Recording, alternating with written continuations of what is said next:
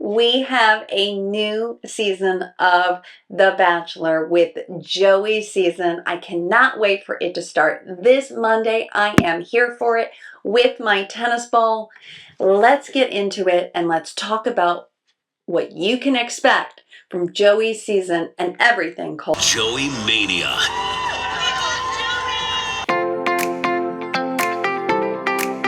Welcome to Reality TV Therapy with me, Dr. Diane. Welcome back. Before we get into Joey's season, I want to just do a little bit of housekeeping and give an update on my page because some new things are coming. I can't tell you how excited I am. You've been watching my Bachelor content. Maybe you met me watching The Golden Bachelor. But I'm going to be doing 2 videos a week, hopefully. And I say that's my hope or my promise. I want to do one video like this one you're watching about The Bachelor. Love is Blind is happening February 14th. I'll be doing videos on that.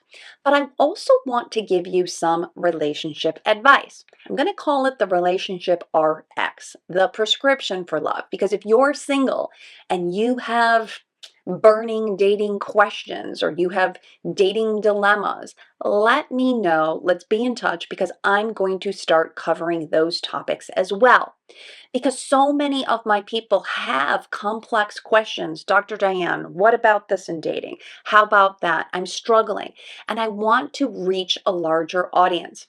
But what do I need from you? I need you to hit that subscribe button. I need you to like, I need you to comment, I need you to share these videos because that way they have a larger engagement and therefore a larger reach.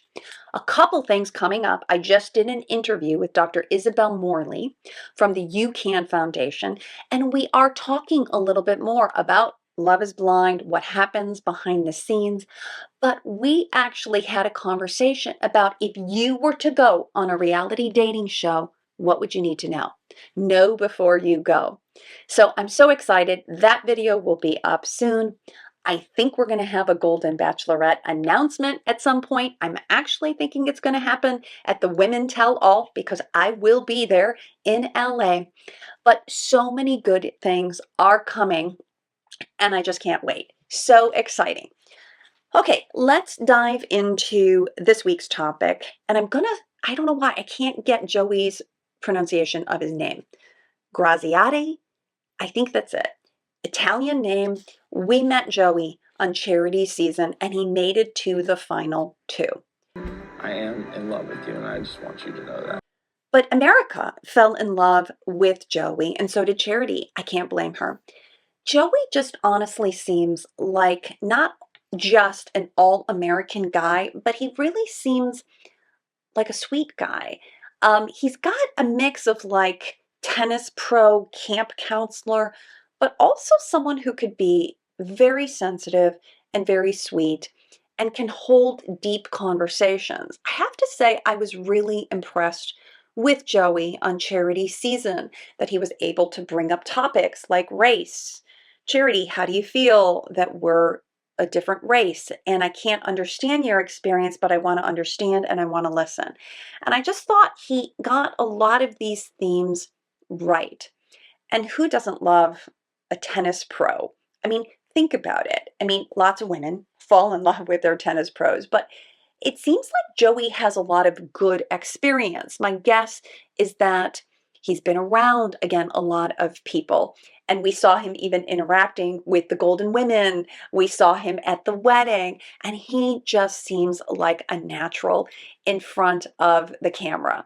So cannot wait for all of that because I don't think he's going to, in the promos, he says he's struggling with opening up, but I think he's going to be a pretty much a natural. Okay, what do we know about Joey? Joey has lived in various different states. So while he's living in Hawaii now, he has lived in Pennsylvania, Illinois. His family, Nick, his dad, and his mother, Kathy, both from Pennsylvania. He has 2 sisters that he's very close with. In fact, it was Charity who befriended his sister, and therefore we thought that Joey was going to be the final pick. Now, also, Joey has been very public about his parents' story. And we saw on Charity season, he was very sensitive and wanted to make sure that his dad was okay with this topic, but told Charity that his parents had gotten divorced when he was quite young, after his father came out as being gay. And what I like is how Joey, again, was sensitive to his father's story, but also did talk about how that affected him and that this is real life and that he's close with his family. There's a picture of him and his dad, that he thinks they're both amazing. They did a great job co-parenting and that he felt very loved. Um, so I love that. People were disappointed that they didn't get to meet. I think his dad was like in the backdrop, but we really didn't get to meet Joey's dad as a main character. Who knows, perhaps what will happen this season. But during Joey's hometown, what was interesting is the uncle kind of took the spot of father. And the uncle, who was also a tennis pro, was like helping him teach Charity how to play tennis. But then it was the uncle who gave this kind of cryptic message to Charity that he didn't think that Joey was being his authentic self. I always thought that Charity was going to pick Don anyway, but it did seem like it kind of messed up Joey's theme and it got Charity in her head thinking like, am I seeing the real Joey? So that part seemed a little off to me, and who knows what's going to happen this season. But what else do we know about Joey besides that he's a tennis pro and his family? He loves golf. He's a Gemini. He is looking for a partner who challenges him, who's adventuresome. But Joey was not only sweet, he was confident though. He has like a really good kind of body awareness, as a lot of athletes do.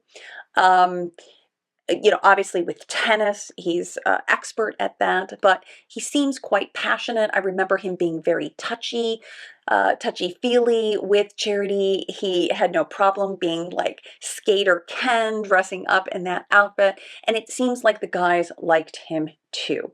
So let's get to the women. Who are the women that we're going to meet on Monday? Instead of me going one by one, going over their background, I'm just going to show you this sped up video from ABC.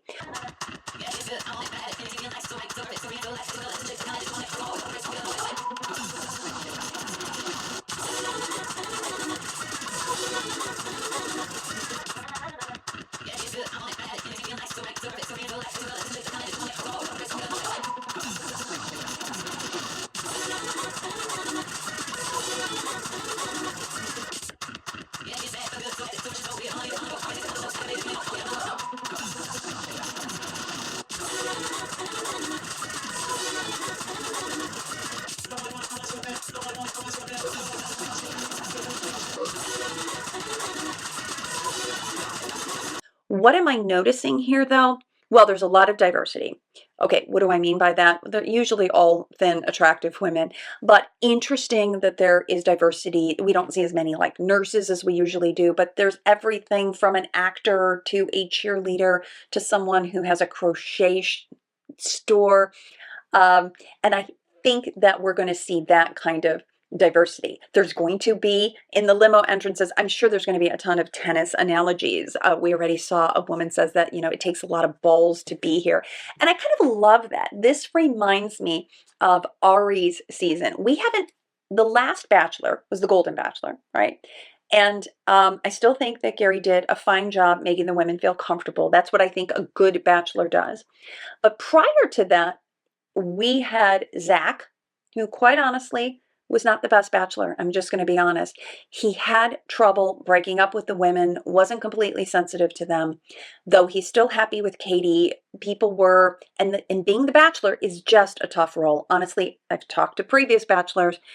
They would all say it comes with a tremendous amount of pressure. And Joey's not going to be perfect. We can't expect that. But I do think, again, given his family history, his sensitivity, what we've met of him, and we got to know him more than some of the other men, so that makes him a good lead. But what do we know about the women? Interesting enough, Joey said that his celebrity crush is Dua Lipa.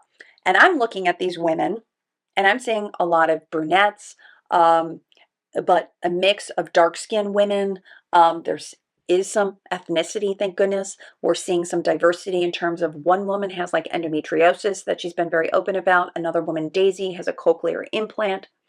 So that's a little bit more in terms of diversity. We see a Hannah Brown look-alike, but I think I'm just looking at these women in total, gorgeous women. Again, gorgeous women. There was a biochemist in there. We also have a pair of sisters. How fun is that? We've had at least two pairs of twins, but now we have sisters. Now, that would make for an awkward hometown. I don't know. Can you imagine if you chose two sisters and then you had the same parents? I can't even imagine. Can't even go there. But we also have three women from Canada, British Columbia, three women from Pennsylvania. There's a recruiter in there, an artist. Um, Love that. Like before, literally, we've had people who have been like just influencers or like a sloth person. I mean, like when you see the titles, they're sometimes kind of funny. So what can we expect from night one? Well, again, I am expecting that we might see someone who gets drunk. That usually happens. We might see a walk-off. We might see lots of these tennis analogies. Love is a game. I love that. Okay. I said last time in my last video, even on the Golden Bachelor, remember you have to stand out. Now, some people will have gone through great extremes, but some people have come with like some sweet things. Like I think we see Daisy coming in a red truck with a Christmas tree because she used to work on a Christmas tree farm or something. Super cute. Those are memorable entrances. And some people can just like bring something little from their hometown. It doesn't have to be like something very dramatic, but I love those. Okay, so besides for the women, because for me, I hate to say, but I really start looking at them. I'll follow along with Bachelor data, but I really start looking at it when we're down to like the final 10. And please, no spoilers either if you know who the final people are.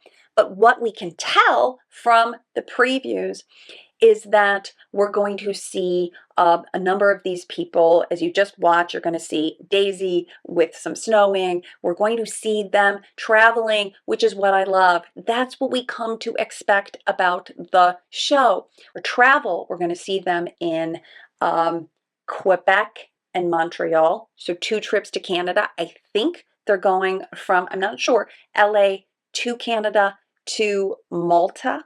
We haven't seen that before. Spain, and then for the then they're go to hometowns, and then for the finale they're going to Tulum, Mexico. So what happens is in terms of the filming, it's essentially 9 weeks. They started filming in September and then they wrap up in mid-November. So that's what we can expect. We can also expect it to be on Monday nights. And why they pushed it off for 3 weeks is because they didn't want it to conflict with Monday Night Football. So I actually appreciate that. And a later start just gave us a little bit more time to sort of get ready after the wedding. But we're going to see some good TV. And what I mean by that is the women, remember, if they're only going to choose one, he's only going to have one finale person. Who knows if someone's going to be a villain, if there's going to be, I saw that there's going to be a 2-on-1, and people are going to go home. We're looking for not only how Joey handles that, but how do the women actually handle that too. So let me tell you what you're not going to see. Okay, if you just came to my channel watching The Golden Bachelor and you loved, as I did, watching the women curl each other's hair, get ready for the dates, cook for each other, support each other, you're not going to see that here. It might feel like we're going backwards because we are. And this means they're young women. They're in their 20s and their 30s. They're competitive. Some of them are going to say, I've waited so long to find love. That seems silly, but at the same time, that is their truth. We're going to see more cattiness. We're going to see more competition. We're going to see women that tell each other, you can't tell me that I can't do this, this, and this, because they're all vying for one person. So that's what you're not going to expect.